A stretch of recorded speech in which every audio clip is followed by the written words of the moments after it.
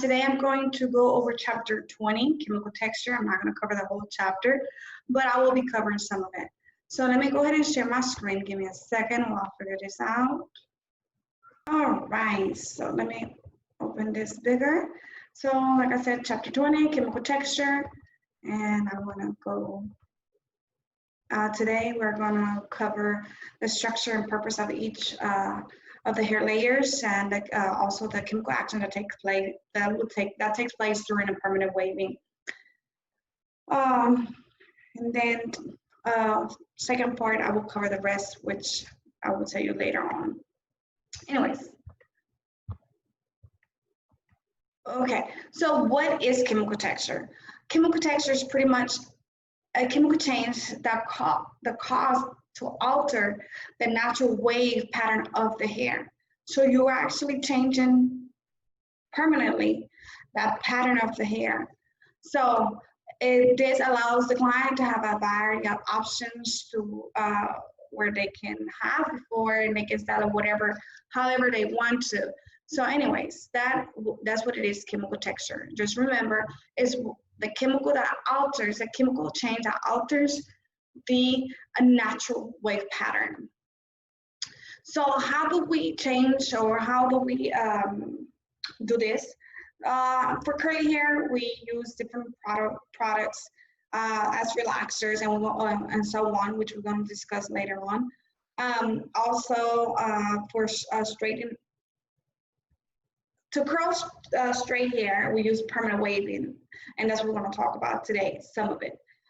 For curly hair relaxers, also there's what is called the reconstructor, which also it breaks down the curls for someone that doesn't have tight curls and they like it curly, but they don't want it as curly.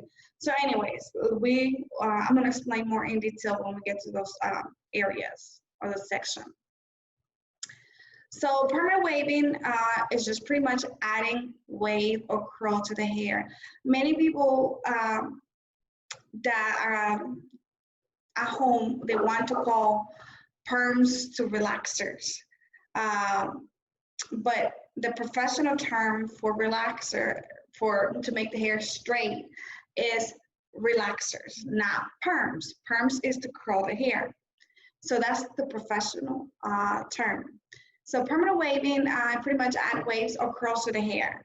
So people have this concept that you just do perms to make the hair curly. Not necessarily. Some people do the permanent wave to make the hair have body and volume instead of just flat.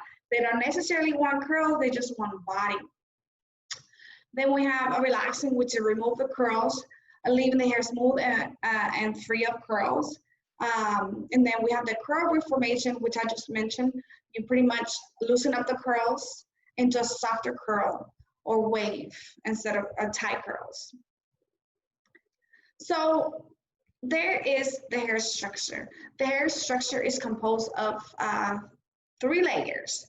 One is cuticle, which is the layer outside of the hair. It surrounds the inner layer and protect the hair from damage. I always compare the cuticle to the shingles of a house. So the shingles of the house is what protects the roof, or protects the house from the water coming inside the house. So that's what the cuticles are. So remember, the cuticle is a tough outer layer of the hair surrounded by the inner layer and protects the hair from damage. So it's what protects the house from the water coming in. So remember that about cuticles, shingles. Then we have the cortex. The cortex is the middle layer of the hair located beneath the cuticle. It's responsible for the hair strength and elasticity. The cortex consists of 80% of this layer on the hair. So it's a lot of it. So when I think about cortex, I think about the actual house, the structure, what the framing of the house is what makes the house then together and in place. So it's responsible for strength and elasticity. So when a storm comes, if those frames are strong enough, it will sustain and stay in place. But when there's too many storms, like we do to our hair with chemicals and stuff like that, those frames start turn apart, and then it may fall. The whole thing may fall. Anyway, then we have the medulla. The medulla is the innermost layer of the hair. It's often called pit or cord. Does not play a role in the reconstructing, missing in some hair types, some type of hair. Every hair during its formation, it has a medulla, but not within time. They may lose it, or for the most part, especially the terminal hair does contain a medulla during its formation, but due to the things that we do to our hair, it may disappear, which is not important to have. It's just, I think about medulla is about the furniture in the house. If there's furniture, great. But if it's not, you still have a roof. You can still sleep on the floor. So you don't need it. You just need a roof and to survive and to protect you and all of that. So the medulla is the furniture. That's how I compare the medulla. So we have pH, with pH stands for potential hydrogen. It represents the quantity of hydrogen ions to measure the acidic and alkalinity of a substance. So the pH scale ranges from 0 to 14. 14 is the highest, 0 is the minimum, of course, and there is the neutral, which is the middle part. So what is the middle part of 14? What is, if you divide 14 by 2, it gives you 7, right? So 7 is what is considered neutral, okay? Anything below 7 is considered acidic. Anything above 7 is considered alkaline. So the hair, the normal pH of the actual hair is between 4.5 to 5.5. So that's the normal hair. So the hair is not on the neutral side.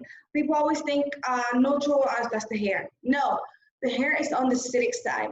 So in order for us to change the structure of the hair, we have to go from 4.5, between 4.5 to 5.5 to a higher. Most likely, most of the times when we use chemicals on our hair, we changing that pH to a higher one, which most likely will be alkaline. That is not always the case, but most of the time is the pH is higher than not always, like I said, it's higher than 7 when we're using chemical texture. That's why it changes the structure of the hair. But at the same time, when we change the structure of the hair, we are doing some type of damage on the hair, and we have to use the proper products to make sure to try to bring the pH level down. So what happens if we try to go above 14? What do you think can happen to the hair? If you try to go over 14, that's when you start seeing the hair just falling apart, breaking off. So because the pH is supposed to be between 0 to 14, and like I said, normal hair, the pH will be between 4.5 and 5.5. Non-neutral, which is 7, 4.5 to 5.5. All right, so the hair is built of amino acids, which is a compound that most of you should have learned the properties of hair and scalp. It's composed of cons, and cons stands for carbon, oxygen, hydrogen, nitrogen, and sulfur. So that's the amino acids of the hair. Then we have the peptide end bonds, which are chemical bonds that join amino acids together end to end in long chains to form polypeptide chains. In a second, I will show you a picture and it breaks it down a little bit more. But a polypeptide chain is formed by peptide bonds linked together. The hair, the actual hair, is composed of keratin, which is keratin proteins. That's why you see a lot of products that say and promote keratin for the hair, keratin, because the hair is composed, just like the skin and nails, is composed of keratin, and that's the proteins. So that is actually made up of 97% of keratin proteins. So the actual structure of the hair, that's what it's composed of. So here are some of the 18 amino acids that is actually found on the hair. And one thing that is important for you to remember is these three right here. The disalt bonds, salt bonds, and hydrogen bonds. Those are side bonds. This is important for you to understand because most likely you are going to have at least one question in your state board exam that consists of side bonds. And what are side bonds? I'm going to explain to you in a second, okay? So here's the amino acids, and then there's the end bonds, and we're talking about side bonds, and I'm going to talk about a little bit more about each one of them in a second. Here's the helix. So some of you have taken biology, y'all learn about the helix. So there's some hydrogen bonds, salt bond, disulfide bonds. One thing I do want you to remember and keep this in your head, the sulfide bonds are the strongest side bonds there is. You actually need a chemical and a strong chemical to break the sulfide bonds. We're going to talk about it in a second as well. So what are keratin proteins? They are made up of long coiled chains of amino acids linked together end to end, beads by ends and bonds. So here you go, the sulfide bonds. Like I mentioned, the sulfide bonds, salt bond, and hydrogen bonds. Each one of them consists of 1/3 of the hair strength. So a sulfide bond is 1/3, another third is salt bonds, and another third will be hydrogen bonds. So it's only that, like I said, that the sulfide bonds are the strongest one of all three, and is only broken by a chemical. So we have the salt. The salt is relatively weak physical side bonds resulting from attraction between negative and positive electrical charges can be broken by water. So if I wet my hair right now, my structure will not look the same. And the reason why it changed when your hair is wet, it looks different than when it's dry, is because whenever you apply water, the hair structure changes because the side bonds, the salt bonds have been broken by the water. So once it dries, it restores again. So that's how I work with the salt bonds. Then we have the hydrogen ones, which are also weak. So they are easy to break. The salt and the hydrogen are easy to break.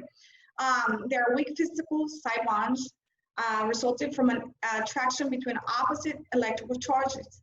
And they are also easily broken just by applying water.